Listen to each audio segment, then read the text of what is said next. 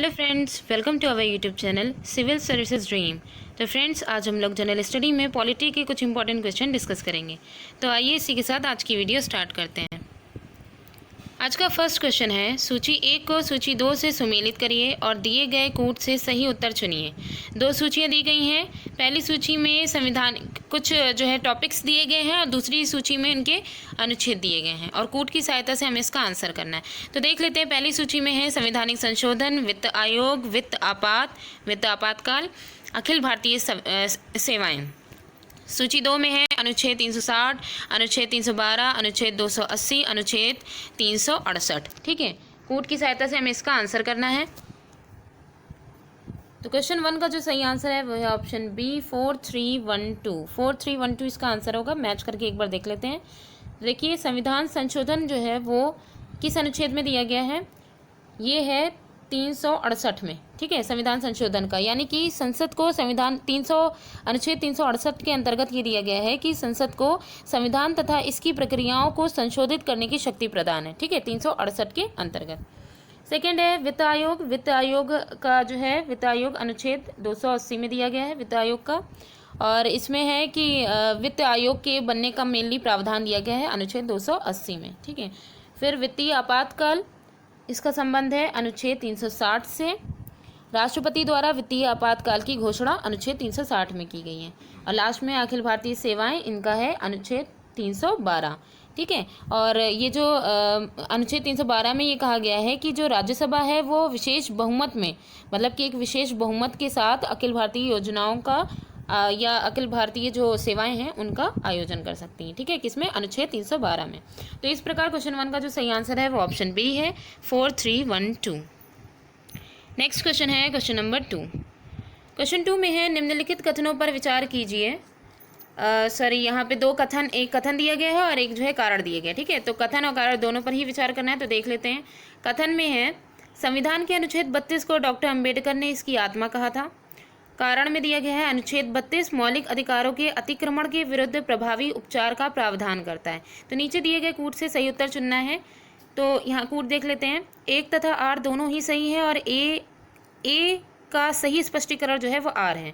ए तथा आर दोनों ही सही है, किंतु ए का सही स्पष्टीकरण आर नहीं है। ए सही है किंतु आर गलत है, ए गलत है किंतु आर सही है। तो इसमें से कौन सा कूट सही होगा? तो क्वेश्चन 2 का जो सही आंसर है वो है ऑप्शन ए तथा आर दोनों ही सही हैं और ए का सही स्पष्टीकरण आर है। ठीक है, कथन का जो कारण दिया गया वो सही स्पष्टीकरण है। तो देख लेते हैं कि भीमराव अंबेडकर ने अनुच्छेद 32 को भारतीय संविधान की आत्मा या हृदय इसलिए कहा था क्योंकि यह अनुच्छेद सभी नागरिकों को ये छूट देता है कि वह अपने मौलिक अधिकारों के संरक्षण के लिए सीधे सर्वोच्च न्यायालय के पास जा सकते हैं एवं अपने अधिकारों को लागू करने की मांग कर सकते हैं। ठीक है, ये अनुच्छेद 32 में कहा गया।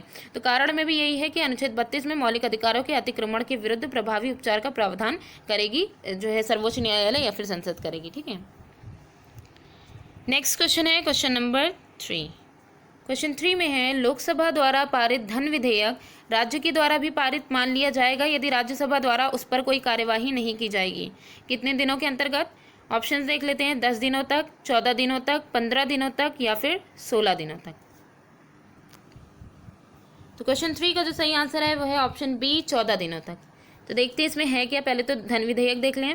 जिन विधेयकों में विशेष रूप से करों के अधिरोपण तथा उत्सादन, ठीक है, ये संचित होते हैं, संचित निधि में से धन के विनियोग आदि से संबंधित प्रावधान होते हैं, यानी कि इसमें कर के अधिरोपण से या उसके उत्सादन से रिलेटेड जो है इसमें मतलब कि इससे संबंधित अगर प्रावधान होते हैं तो उन्हें ही धन विधेयक कहा जाता है। ठीक है, धन विधेयक केवल लोकसभा में प्रस्तुत किए जा सकते हैं। राज्यसभा लोकसभा द्वारा पारित धन विधेयक में संशोधन कर उसे वापस नहीं भेज सकती। ठीक है, अगर ये चाहे कि राज्यसभा की संशोधन करके उसे वापस भेज दे तो ऐसा नहीं कर सकती है।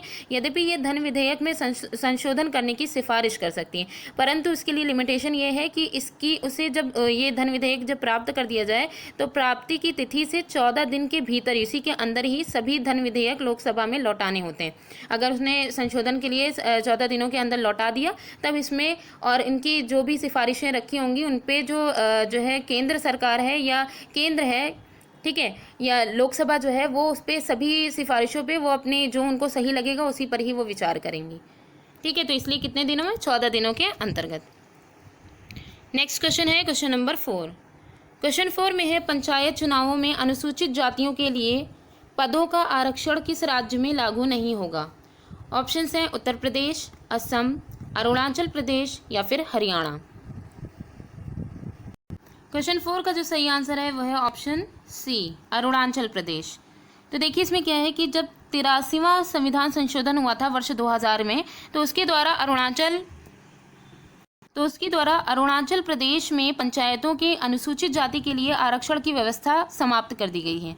और इसके पीछे कारण यह है कि राज्य की समूची जनसंख्या जनजातीय है, वहाँ कोई भी अनुसूचित जाति का नहीं था। ठीक है, वहाँ पे कोई भी अनुसूचित जाति का नहीं है, वहाँ की सब जनसंख्या जो है वो जनजातीय है। इस वजह से अरुणाचल प्रदेश जो है वहाँ पर अनुसूचित जातियों के लिए जो पद का जो आरक्षण है उसे राज्य में लागू वो नहीं होगा। ठीक है, क्वेश्चन 4 का सही आंसर है ऑप्शन सी।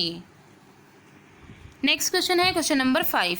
क्वेश्चन 5 में है अनुच्छेद 249 के खंड 1 के अंतर्गत पारित प्रस्ताव निम्नलिखित में से अधिक समय के लिए प्रवृत्त नहीं रहेगा।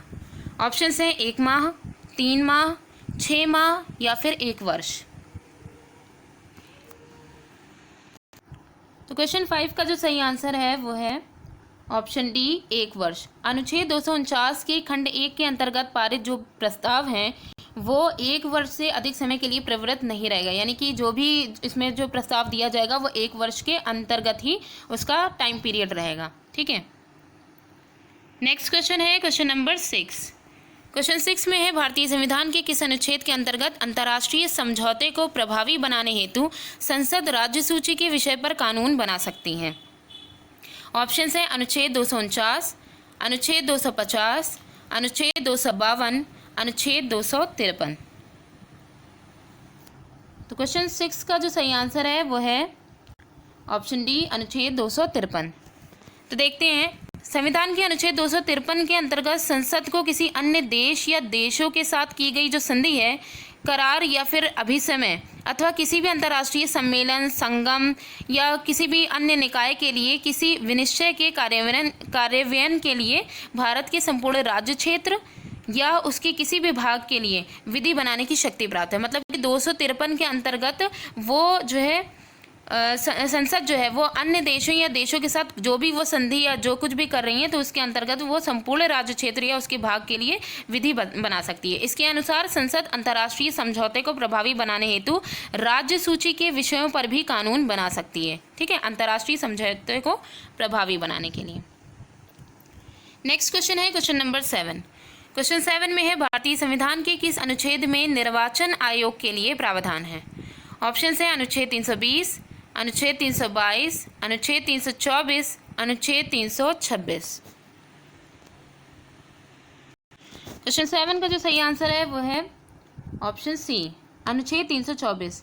संविधान के अनुच्छेद 324 के अनुसार संसद और प्रत्येक राज्य के विधानमंडल के लिए कराए जाने वाले सभी निर्वाचनों तथा राष्ट्रपति एवं उपराष्ट्रपति पद हेतु निर्वाचन के लिए निर्वाचक नामावली तैयार कराने तथा संपूर्ण निर्वाचन प्रक्रिया के संचालन का जो अधीक्षण निदेशन नियंत्रण हेतु एक निर्वाचन आयोग होगा। तो इसका जो जिक्र है वो अनुच्छेद 324 में दिया गया है, इसका प्रावधान। नेक्स्ट क्वेश्चन है क्वेश्चन नंबर 8। क्वेश्चन 8 में है भारत में पंचायती राज्य व्यवस्था का शिल्पी किसे कहा जाता है। आर्किटेक्ट कौन है पंचायती राज्य व्यवस्था का। ऑप्शंस हैं Acharya Narendra Dev, GV.K. Rao, BR Mehta, LM Singhvi. Question 8 का जो सही आंसर है वो है option C, BR Mehta.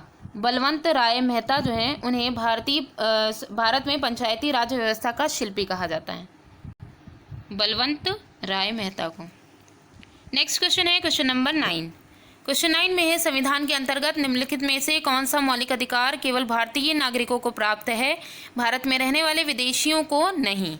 Options हैं विधि के समक्ष समानता, विचार तथा अभिव्यक्ति की स्वतंत्रता, जीवन तथा व्यक्तिगत स्वतंत्रता का रक्षण, धर्माचरण की स्वतंत्रता। तो कौन सा ऐसा जो मौलिक अधिकार है जो भारत में रहने वाले विदेशियों को नहीं प्राप्त है। क्वेश्चन 9 का जो सही आंसर है वो है ऑप्शन बी, विचार तथा अभिव्यक्ति की स्वतंत्रता। विचार तथा अभिव्यक्ति की स्वतंत्रता का उल्लेख संविधान के अनुच्छेद 19(1) में उल्लिखित है। विचार तथा अभिव्यक्ति की स्वतंत्रता का जो अधिकार है वो भारत में रहने वाले विदेशियों को प्राप्त नहीं है, ठीक है। ये अधिकार केवल भारतीय नागरिकों को ही प्राप्त है। नेक्स्ट एंड लास्ट क्वेश्चन है क्वेश्चन नंबर 10। भारत के राष्ट्रपति की अनुपस्थिति में यदि उपराष्ट्रपति उपलब्ध नहीं है तो राष्ट्रपति की तरह निम्नलिखित में से कौन कार्य कर सकता है? ऑप्शंस है भारत के प्रधान न्यायाधीश, प्रधानमंत्री, लोकसभा के अध्यक्ष, भारत के महान्यायवादी। क्वेश्चन 10 का जो सही आंसर है वो है ऑप्शन ए, भारत के प्रधान न्यायाधीश। मुख्य न्यायाधीश जो हैं वो अगर भारत के राष्ट्रपति की अनुपस्थिति में उपराष्ट्रपति भी उपलब्ध नहीं है तो राष्ट्रपति की तरह जो कार्य करेंगे वो भारत के मुख्य न्यायाधीश या प्रधान न्यायाधीश होंगे। तो आज की वीडियो यहीं पे एंड होती है। Thanks for watching.